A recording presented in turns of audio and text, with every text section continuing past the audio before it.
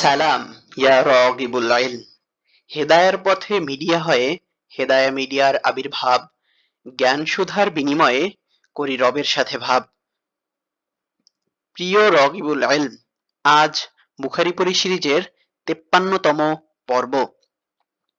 আর আজ আমরা শিখতে চলেছি 41তম পরিচ্ছেদ হতে। পরিচ্ছেদ শিরোনাম প্রত্যেক মানুষের প্রাপ্য তার নিয়ত অনুযায়ী। হাজ্জাজ ইবনু মিনহাল রহমতুল্লাহ আলাইহ থেকে আবু মাসউদ রাদিয়াল্লাহু তাআলা আনহু থেকে বর্ণিত, রাসূল সাল্লাল্লাহু আলাইহি ওয়াসাল্লাম ইরশাদ করেন, মানুষ তার পরিবারের জন্য সওয়াবের নিয়তে যখন খরচ করে তা হয় তার সদকা স্বরূপ।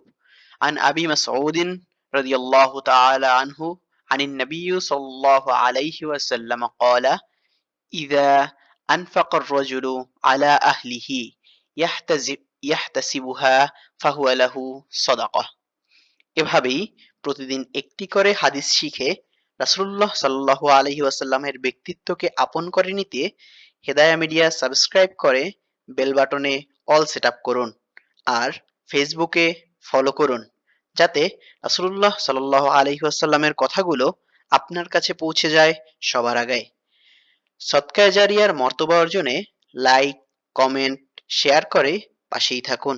আসসালামু আলাইকুম ওয়া রাহমাতুল্লাহি ওয়া বারাকাতুহু।